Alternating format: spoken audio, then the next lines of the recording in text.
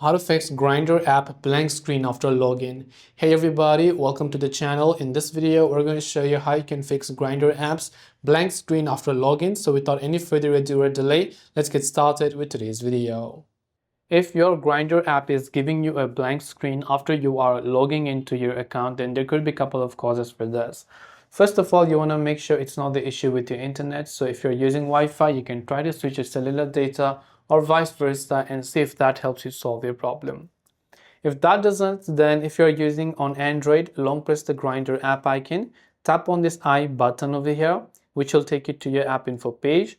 And from here, go to this option called storage and just clear the cache files. Now, when you clear the cache files, come back and you can also try to force stop the application on Android. If you're using iPhone, you can try to offload the app from your settings app.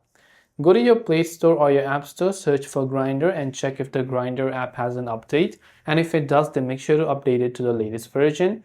And after that, what you can also do is try to restart your Android or iPhone and see if that helps you solve the problem.